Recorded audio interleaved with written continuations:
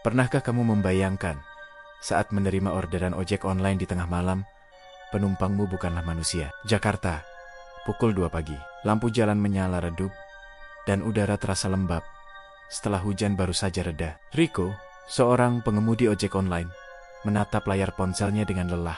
Malam itu terasa sepi, namun tiba-tiba sebuah notifikasi pesanan masuk. Lokasinya membuat keningnya berkerut, di dekat TPU Karet Bifak, sebuah pemakaman besar yang terkenal angker di tengah kota. Ia sempat ragu sejenak, menimbang-nimbang antara rasa takut dan kebutuhan. Ratingnya sedang turun beberapa hari terakhir, dan menolak pesanan ini bisa membuatnya semakin buruk. Tanpa pikir panjang lagi, ia menekan tombol terima order dengan sedikit perasaan was-was. Setibanya di lokasi yang dituju, suasana terasa semakin mencekam. Peta di ponselnya bergetar pelan, menandakan ia telah tiba. Titik jemput yang tertera di aplikasi berada tepat di depan gerbang utama pemakaman yang menjulang tinggi dan gelap. Riko mematikan mesin motornya, mengedarkan pandangan ke sekeliling. Sepi, tidak ada siapa-siapa. Hanya deru angin malam dan suara dondon kering yang tertiup angin. Ia menunggu beberapa menit, berharap penumpangnya akan segera muncul.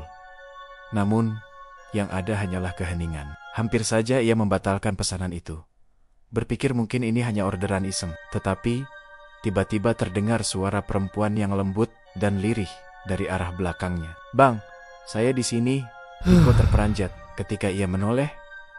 Seorang wanita berkerudung abu-abu berdiri di bawah temaram lampu jalan. Wajahnya tidak begitu jelas, namun sebuah senyuman samar terukir di bibirnya. Tanpa banyak bicara, wanita itu naik ke jok belakang motornya. Ia meminta untuk diantarkan ke sebuah alamat di daerah Setiabudi. Sepanjang perjalanan, Riko mulai merasakan sesuatu yang aneh. Suhu tubuhnya terasa menurun drastis, seolah hawa dingin menusuk hingga ke tulang. Kaca spion motornya tiba-tiba berembun, padahal hujan sudah berhenti sejak tadi. Setiap kali ia mencoba melirik ke belakang melalui spion, bayangan wanita itu sama sekali tidak muncul di cermin.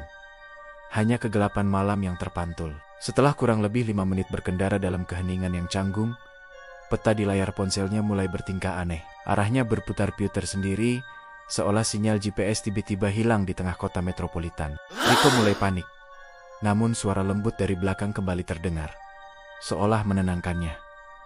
"Jalan terus saja bang, saya hafal jalannya." Anehnya, suara itu kini terdengar semakin pelan dan bergema, seperti datang dari tempat yang sangat jauh, bukan dari orang yang duduk tepat di belakangnya. Rasa takut mulai menyelimuti Riko. Saat motornya melewati sebuah jalan sempit yang gelap tanpa penerangan lampu, didorong oleh rasa penasaran yang tak tertahankan, ia memberanikan diri menoleh sejenak ke belakang. Jantungnya serasa berhenti berdetak.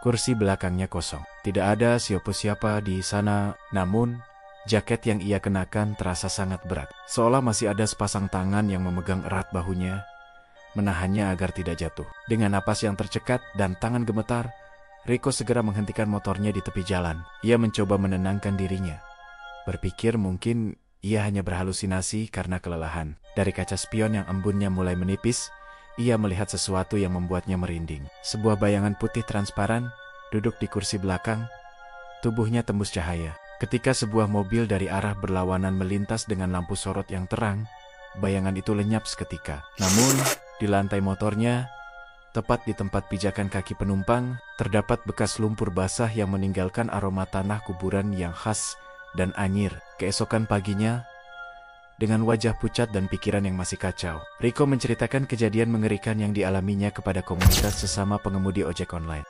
Ceritanya disambut dengan tatapan serius dari rekan-rekannya. Salah satu anggota senior berkata dengan nada prihatin, "Kalau titik jemputnya persis di Karet Bifak tengah malam, sudah pasti kamu kena penumpang malam." Mereka kemudian saling berbagi cerita serupa. Ternyata, banyak pengemudi lain yang pernah menerima pesanan dari akun dengan nama yang sama persis, Nisa A 4,9. Lokasi tujuannya pun selalu misterius, seringkali mengarah ke area pemakaman lain atau tempat-tempat sepi yang tidak wajar. Namun, setiap kali kejadian itu dilaporkan ke pihak aplikasi, akun tersebut seolah lenyap di telan bumi, sudah tidak aktif, dan tidak dapat dilacak lagi. Beberapa minggu kemudian, seorang pengemudi lain di grup yang sama mengaku melihat akun Nisa A muncul lagi di aplikasinya. Kali ini, ada yang berbeda. Foto profilnya tetap sama. Seorang wanita dengan senyum misterius namun ratingnya kini sempurna, 5,0. Didorong rasa penasaran, ia mencoba menerima pesanan itu. Namun, begitu tombol terima ditekan, sistem aplikasinya langsung mengalami crash. Sebuah pesan error yang tidak biasa muncul di layar ponselnya, hanya menampilkan satu kalimat singkat yang mengerikan. Penumpang sudah tiba di tujuan. Kisah ini menyebar dengan cepat di berbagai forum dan grup media sosial para pengemudi online. Menjadi sebuah legenda urban modern di Jakarta. Banyak yang bersumpah pernah melihat siluet seorang wanita berkerudung abu-abu duduk di kursi belakang motor pengemudi lain ketika mereka melintas di dekat pemakaman karet pada larut malam. Ada pula yang menceritakan pengalaman aneh menemukan helm penumpang kosong di jok belakang motor mereka keesokan paginya. Padahal mereka yakin tidak membawa penumpang sama sekali malam sebelumnya. Beberapa orang yang mengaku memiliki kemampuan spiritual atau paranormal percaya bahwa arwah Nisa adalah korban kecelakaan tabrak lari yang terjadi di area tersebut pada tahun ke-2018. Menurut cerita yang beredar, Nisa adalah seorang karyawati yang sering pulang larut malam dan meninggal dunia dalam perjalanan pulang saat sedang dijemput oleh ojek online. Arwahnya yang penasaran kini terus menunggu sebuah perjalanan pulang yang tak pernah selesai. Selamanya terjebak dalam siklus memesan ojek online dari titik kematiannya. Mereka bilang, jika kamu seorang pengemudi dan berkendara sendirian di malam hari, melewati area karet bifak, lalu ponselmu tiba-tiba bergetar dengan notifikasi pesanan baru.